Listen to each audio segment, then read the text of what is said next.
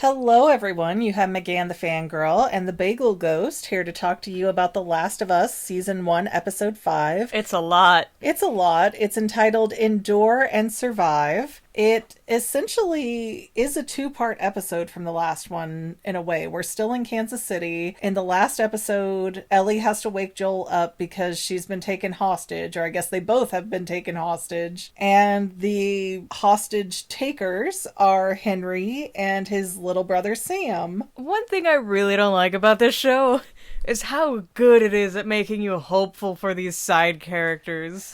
Get attached to no one. This is Game of Thrones style. I didn't watch Game of Thrones. It was boring. Anyways, we start off this episode seeing a big street party celebration. Like, people are shooting flares off, and it's a few days ago when the people overthrew the Kansas City Fedra. And Kathleen has all of these people called collaborators, so basically Fedra rats, in this big holding cell. And she's like, we're not like Fedra. You'll have a trial. You'll all be found guilty, but you'll still have a trial. And then once she gets a tidbit of information that, oh yeah, Henry, the guy she's been after, is with Edelstein, which is the doctor from the last episode that she slaughters, she just leaves the room and then tells her people to burn all the bodies when they're done because she doesn't need these collaborator rats anymore. Which I feel like that's very, very weird, because the things that she listed out was like, oh, you watched them through our people in prison. How did it feel to need to get medicine and food and care? Like, all of this felt like a very cornered in experience where they would need to survive. Kathleen is kind of subtle, but she's very narcissistic, maybe bordering on like a bipolar disorder or a personality disorder, because she's a huge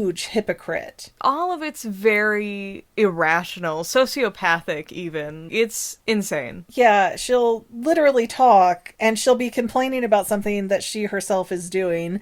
And if you hear jingling in the background or purring, it's just our cats deciding now is our time that we need to be up in your faces. But Henry gets to Dr. Edelstein, which gets him up in that attic where Kathleen had found traces of him in the last episode. And when we see Henry and Sam wandering around, we notice right away Henry's using sign language to communicate with Sam. Which could be a tactic thing, but we find out that Sam's actually just deaf. Yeah, and I was thinking that for half a second. I forgot that Sam was deaf. I was honestly thinking that, wow, that's a great way to move through the streets, to know sign language and be able to communicate silently like that. But I also noticed, I don't think the actor that plays Sam is deaf, because he keeps looking Henry in the eye while he's signing, which is not very productive for understanding sign language. Maybe he understands through eye language. Eye language? You know, little flutters and fluctuation? Yeah, exactly. You're desperate in the apocalypse. Then why was Henry signing? Maybe he has ADD. You don't know. Anyways, though, while they're held up in that attic, they've got 11 days of food supply in the cans. And Henry's like, man, this place is ugly. Have some crowns, Sam, and color this place up. And he does, and that's what Kathleen saw in the last episode. It's very cute. Yeah, very cutesy superhero stuff all over the place. And somewhere Sam ends up getting orange paint and a giant brush. And so when it's time for them to run out of that attic to find a different place to hide, I believe Henry caught wind that Joel was in town and he said, oh, there's our escape route. And so he takes that orange paint and makes like a superhero mask across Sam's face. And I'm just like, is that even safe paint for his skin? Maybe. Well, probably not, actually, but it doesn't really matter. I mean, they make body paint for a reason. I assume it's not a great idea unless that was like Crayola paint to put that right across your brother's eyes. He's already deaf. We don't need him blind. 2 disabilities, then you're death fodder. But we see Henry and Sam trying to leave their hidey hole spot right at the same time that Joel runs his truck into the laundromat. So, cha-ching, here's a good idea, I guess. So Henry tracks down Joel where they're sleeping, and he gives Sam a gun, which I think is really interesting juxtaposition to Joel not wanting Ellie to have a gun. Like, Ellie's innocence is being prioritized, and Sam, who is even younger than Ellie, is being told, go on, you gotta man up and do what you gotta do. It's a very interesting contrast between, I keep wanting to say Michael, but I know that's not right. No, Michael was Kathleen's brother. Right, yeah. Between Henry and Sam and Joel and Ellie, because Joel, he is a father, was a father. He learns from his mistakes, kind of, and he's prioritizing Ellie and her safety and not wanting her to get put through horrible situations, and he knows how to get by, how to survive. He's been doing this for years. But in Henry's defense, he's just a scared teenage kid who's taking his brother, who's already disabled and probably already orphans, and just having to figure all this out for the first time. And you're not wrong. And the guns are unloaded, which Henry will say later, but it just seems so wild that he just hands Sam that gun casually and like, come on, we're gonna hold these people up. And so they do. And, you know, that's where the last episode ended, and this one gets about a quarter of the way into here. I don't like your tone. Yeah, that's the thing. Henry's just having the guns out for show, because if he came out waving a white flag, say, hey, I want to talk to you, Joel would have shot him in the head, like, undoubtedly. Yeah. So I think he got to Joel the only way he could. And he's like, listen, I held these guns up. I scared you, but I didn't hurt you. You didn't hurt us. I'm going to put these guns down and we can all be friendly, right? And Joel's like, that's right. I don't like your tone, man. Yeah, Ellie's just trying to say, oh, no, he just always talks like that. And it's like, okay, so everything's good? Everything's great. Like, So say, Joel, say, dig up. Say everything's good, Joel. It's fine. Yeah, like Joel is not willing to dig up.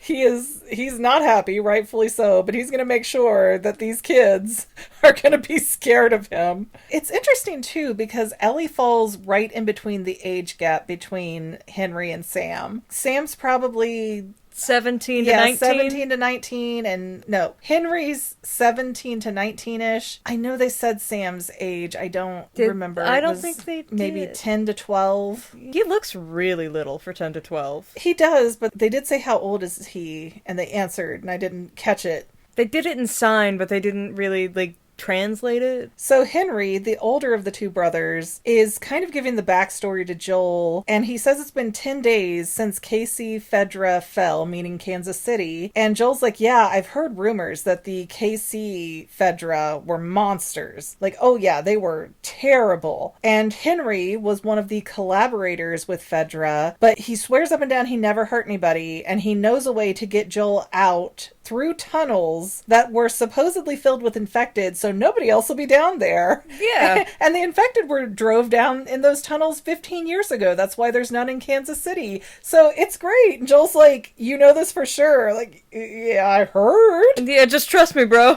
Yeah, I heard about it. I trust this rumor with my life. And, I mean, it could probably be true. How long does it take for an infected to mushroom? We don't know. I think Joel said something like they can live up to 20 years. But between the ones that turn into wall debris, the ones who turn into clickers, and the ones who turn into other things, we don't know what sparks that difference. Man, them clickers. Them clickers are a beauty. Nature's wonder. You know, with the clickers and the infected, and Ellie being biologically resistant to the mushrooms infection, I do wonder if eventually down the line it's going to be a Splatoon situation where it's mushroom people as its own race. That's interesting. That's an interesting point. I'm a little unsure if you can call them mushrooms, though. All mushrooms are fungus, but not all fungus are mushrooms. And we don't really get a clear sense of what this originally was as a fungi. Oh my gosh, this is how the toad people came to be. It jumped from ants to little kids, and they developed the big umbrella heads, and it just went from there. Yeah, this is the prequel to Mario. It's canon. Woohoo! What's the Mario yell? I can't even... Yahoo! Woohoo! Yeah, it's... Woo!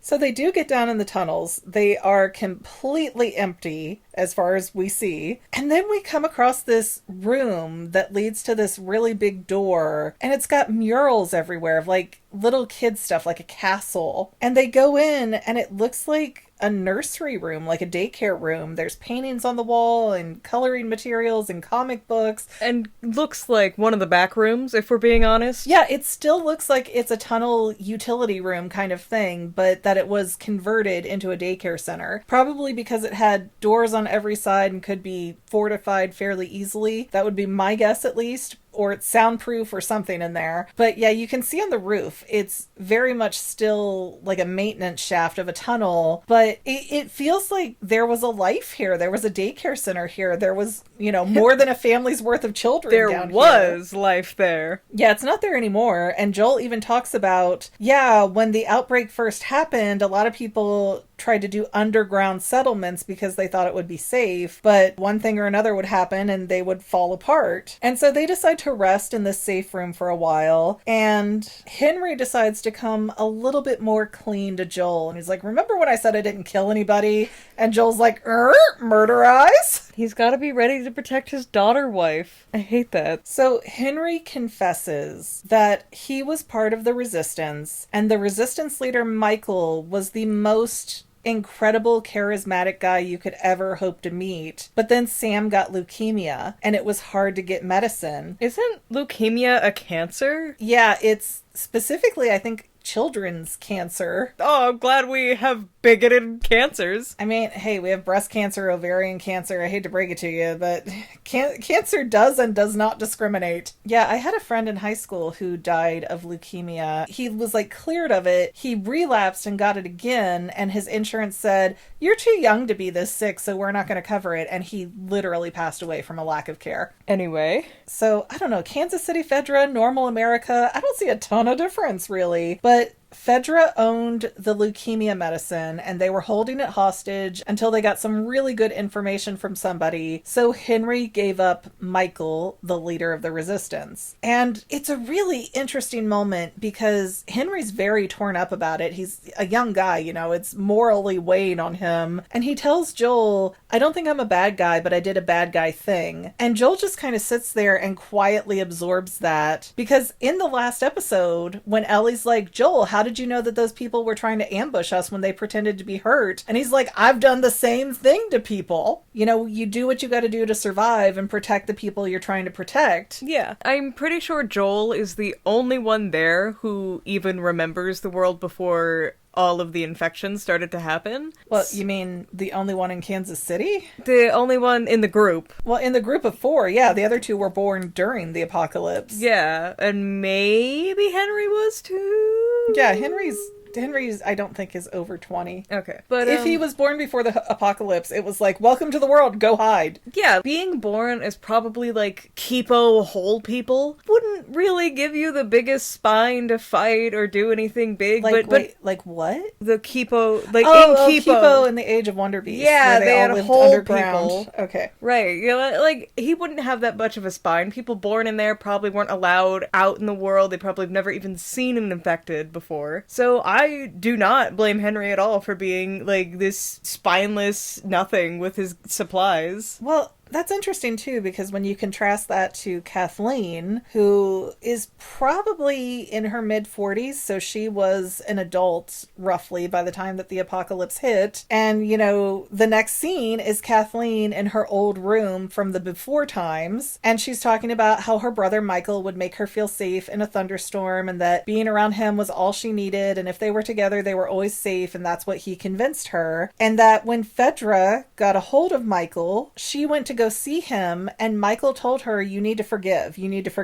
And Kathleen was like, nah. And even the number 2 guy, I think they said his name, but I didn't catch it. The number 2 guy with the gun that's following Kathleen around like a puppy, he was like, yeah, Michael was a good leader. Everybody loved him, but you're the one that made the revolution happen, Kathleen. You're the one that made the change. So it was Michael's death that fueled Kathleen into raising arms, I guess, against Fedra and taking over the city. The most impactful crash out. It is very interesting. She was not the leader. She presumably never wanted to be the leader of the resistance. But once she lost her brother, hell hath no fury, and she just burnt the place down. A lot of strange fruit hanging. Yeah, and then we switch back to Joel, Ellie, Henry, and Sam, and they have gotten up from the tunnels, no infected to be found, and they're just walking around when all of a sudden a sniper fires. And the three younger ones are hiding behind a car, and Joel's like, I'm gonna sneak around back and go into the back of this house and get that sniper. And when he gets up there, it's this really old guy, and Joel tries to give him options and be like, listen, dude, you just give me the gun and you just stay here quiet for an hour. That's all we need from you. And nobody wants to hurt you. You're 100 years old. You're Methuselah. But the guy, he's not taking the offer, so Joel puts him down. And then oddly, we do not see what happens to that body. He just falls over like a student film playing dead. But they show Joel going through the guy's stuff because his radio's going off saying, hey, we're almost there. Keep them stuck where they're at. But I don't see the body anywhere. Like, where did the guy's body go? Did he throw it out the window? Kick him down the stairs. But now Joel has the sniper rifle, which it feels like such a video game finders keepers moment. Yeah, and the scene that follows feels like it's very stressful in game. Well, before we hit what you're talking about, one of the big military tanks with the plows on it is coming through to clear all the cars out of the way, and Joel ends up sniping the guy driving while he's trying to mow down the kids, and the vehicle takes a turn, plows into the front porch of a house that has a green light, which means it was a veteran's house. Whoops. But before we get too far into that, Ellie was the one that was seen in the spotlight. The other two were nowhere to be found, and I don't know if you know this, but a pale white girl looks nothing like two black kids. I agree that they had an advantage. Sam and Henry had an advantage in being able to hide in that moment. But it's not even about hiding, it's that this guy is going out of his way to mow down a little girl. I mean, he's taken orders. Remember, they just overthrew Fedra 10 days ago. They're on a crazy power trip high. So the three younger kids there are hiding behind a car, and Kathleen and her people are all around. And she's talking like, Henry, I know you're here. And Henry really mans up. He offers himself to Kathleen, but he says, hey, I just want you to let these kids go. And Kathleen's like, nah, because that girl is with the guy that killed Brian. Like, why is Brian so important? Who cares so much about Brian? Brian was her boyfriend, so she lost everybody. I don't know what the hang-up is about Brian, but she's very attached to Brian. Maybe she was Brian's mom. She wants justice for Brian. Only Brian. All those other kids... Pfft. Yeah, that's true, because Joel did shoot down like 3 or 4 other people before Brian, and none of them get brought up. It's not like, no, he hurt our people. It's specifically Brian that gets brought up. I mean, when Brian was pleading for his life, he's like, wait, if you just get my mom, she's a few blocks that way. Just go get my mom, please. We could be friends. Oh, that's true. I think Kathleen is his mom. That's an interesting possibility. I would not rule it out based on the information we have here. But Kathleen is still trying to talk Henry out of hiding, and she's like, listen, I know why you turned in my brother Michael. I get it. You needed medicine for Sam, but did it ever occur to you that Sam was supposed to die? And I'm just, again, the hypocrisy of that. Because did it ever occur to Kathleen that her brother needed to die for Fedra to be overturned? It's not like Michael's death was pointless, because obviously Fedra ran out, killed, hung, strange fruit, that whole jazz. But like, what is killing a little 10-year-old black kid gonna do for you? Wow, why's he gotta be black? 'Cause he's black! They're the only black people we see ever, and I feel like Kathleen might be why. Wow, okay, I was not expecting it to take that turn. She is a middle-aged white lady in the city. And she has all this power. Oh, wow. So Kathleen is really a Karen. Okay, I'm gonna process that in the back of my processors here, but just as Kathleen is going to take out Henry and probably the other two as well, Sam and Ellie, the truck that drove into that veteran's porch collapses into like a sinkhole. And as if they were waiting and like nudging that truck to fall, a ton of infected just come running out of the hole because Apparently that house didn't have a basement. It just led straight to the tunnels. That veteran there was a special kind of paranoid. Yeah, and we have this really interesting gymnastics clicker. You can tell the casting just found somebody who knew gymnastics and put like a mask on her because it looked like about a 10-year-old little girl. I mean, they are visually interesting. It is. Well, but the way that one moved was especially unique, I thought. It's like, I don't know if you remember this, but back when FNAF was the biggest deal on the internet and there were all these music videos that were happening and some were 3D, every now and again you'd see a really interesting animation of how Ballora would move. She's like bent over backwards on her hands and gripping it. Like, yeah, it's so creepy, but I love it. Yeah, but that clicker moves very different than the others and clearly was a little girl who knew gymnastics, but... Then we have the big boy who comes out, and I do not remember their official name in the games. Raw, next question. What? The big boy. With Ron? Raw. Raw is his name. It's like, what? I don't know what we're saying. I feel like we're having two different conversations. Someone who's not me explain it in the comments. Someone explain slang. Did you just call him hot? Did my daughter just call the big, fat, bloated clicker guy hot? I think regular clickers are hot, but then you make one that's cuddly. He's friend-shaped. Just cover his teeth. He's fine. Because he's got a dad bod, but he's like a tank, and he's plowing through everybody, you know, munching heads and everything. Will. Yeah. And at one point, there are other clickers that are getting really close to Sam and Ellie. And the sniper rifle that Joel is holding up in that house that's like 2 or 3 stories tall shoots and hits that clicker. And it's like right by Ellie's face. Like, why? What? They just showed that Joel does not have perfect aim with that when he was trying to shoot the truck driver. But yet, here's Ellie. No, let's just shoot her in the face. He was shooting great with that truck. It's that the truck was big and tanky. But it was also showing us that Joel does not have a perfect shot. Like, this is not his weapon of choice. And he just shoots that thing next to Ellie as if he is a surgeon and that is his scalpel. And he has done this 1,000 times. Like, that came way too close to her face. Joel has the attitude, I think, of like, well, if she dies, she dies. Well, I mean, if everyone else down there is going to die, who's going to remember it? Ellie just, I don't know. It seems like Joel is almost trying to figure out where Ellie's limits are.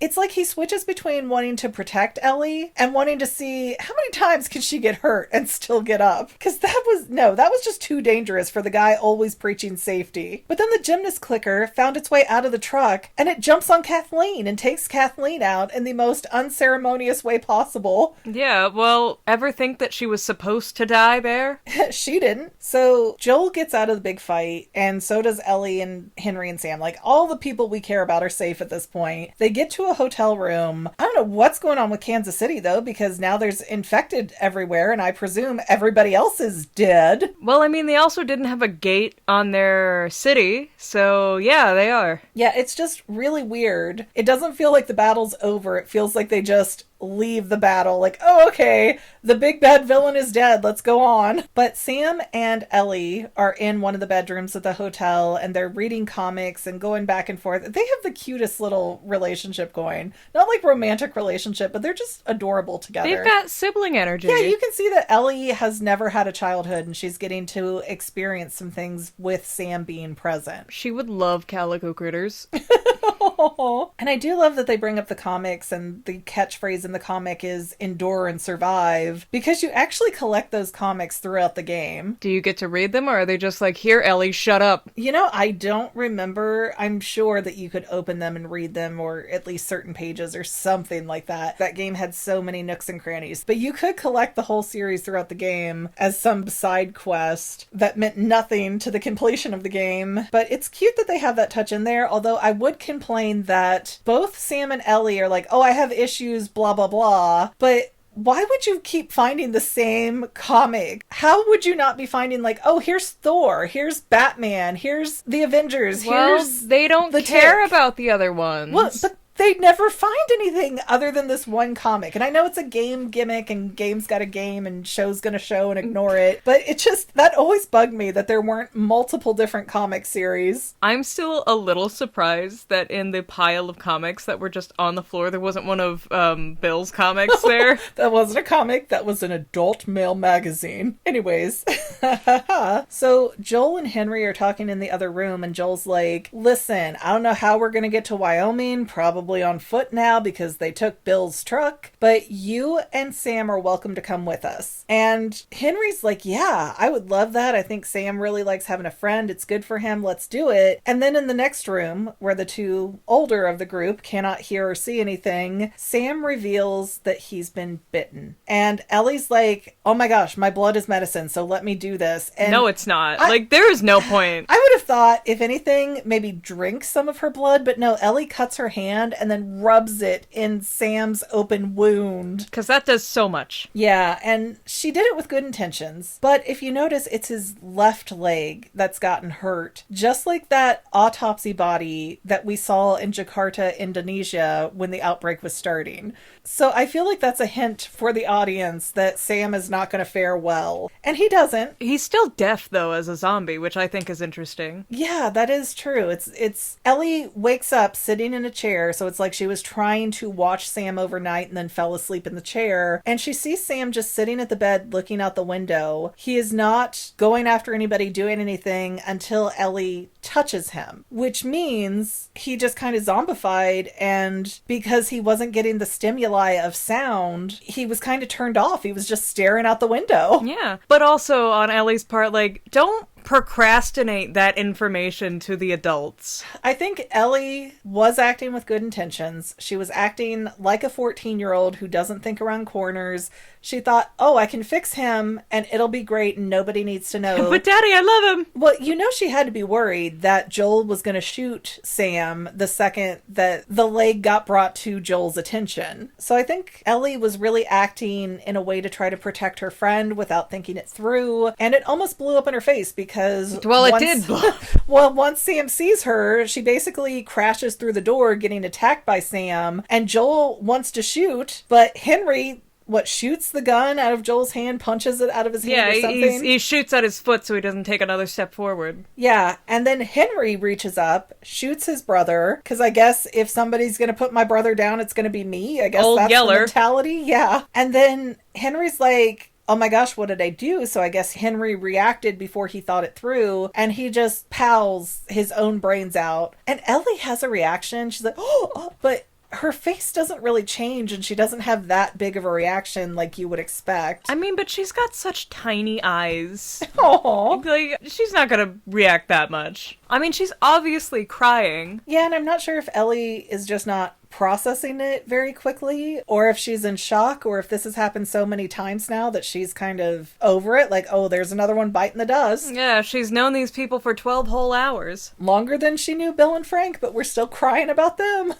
'Cause they were emotionally great. I thought it was really saying a lot, though, that Joel takes the time to bury Sam and Henry right outside the hotel in the grassy, meadowy patch. And, you know, we were just shown by Kathleen and her people that they burn the bodies because it's quicker. But Joel is taking the time, and I think Joel really had gained an empathy with Henry that he didn't admit to, because Joel knows, yeah, I've had to do bad things to survive too. I feel like burying Henry feels like some kind of redemption to Joel. I feel like it might also be because Joel has been shown time and time again to be like, no, Ellie, you can't do this, you're just a kid, I don't want you getting in this horrible situation, and then he just watched 2 kids die. Yeah, and Ellie, though, seems to just take it like a champ, like it's nothing. She takes Sam's board that he was writing things on, writes, I'm sorry, puts it on top of his grave, and then just looks at Joel and goes, which way's west, and starts walking in that direction. She's shutting down. Yeah, I think Ellie is shutting down, and she's becoming more like Joel. So I wonder, watching it through this time, is that going to prompt Joel to try to bond harder with Ellie and relate to her more and try to keep her from shutting down, because he knows that's kind of a crap way to live. I don't know, but I do know is that big clicker, hot. Hey, we've got to make the shroomins sometimes. Wow. And on that note, please don't forget to like, subscribe, comment, share. All of that good stuff is free for you and really helps us out. If you are willing to do a little more than free, we do have channel memberships at many different financial tiers. Tell us what you think about my shroomin idea. Please don't. Do. Anyways, you can see episodes early if you become a channel member, but if not, you can still see episodes for free when they are released. And I think other than that, I'm feeling a little emotionally down. Henry and Sam are not as bad as Bill and Frank. Like, Bill and Frank ties you up and just gut punches you the whole way through. Yeah, ties you up like Bill tied up Frank. Wow. Wow. Yeah, Henry and Sam, though, it's just... You empathize with them a lot. No. Yeah, it's just like, oh no, that was a quick turn. It's a fast come down. You don't have to watch the decline and suffer in it like you do with Bill and Frank. But yeah, time for a nap. We'll see you in the next episode, guys. Bye! And to any of my members here on YouTube, a huge bottom of my heart thank you for all of your help and support. If you would like to become a paid channel member, there is a link in the description below. Thanks again, guys. Love you. Well, family members, we're almost done, but I want to invite you to hang out with me in some other places. I'm on Twitter and Instagram as my own personal self, and I have a Facebook page too, but I mostly just post photos over there. And sometimes people say, hey McGann, I want to mail you something. How do I do that? Easy. Just click the About tab on my channel page, and my most current P.O. Box info will be right there. I also run another channel, The Family. It's really a hodgepodge channel where we might post anything. Oh yeah, and I also sell shirts and stickers and stuff with the Family and the Fangirl logos. If that is your cup of tea, I have a link in every description of every video. Finally, if you want to help out the Fangirl channel and make sure I'm putting out video essays for years to come, the best way you can help is by subscribing and watching more of my videos, whether they're new, old, whatever. Maybe even share one or two on social media, help spread the word. People who watch to the end of videos, like you, helps to tell the site, hey, this is a good video, we should recommend it to other people. So if you made it this far, leave me a comment of something like, hey, I made it to the end. Love ya. See you next time, family members. Bye.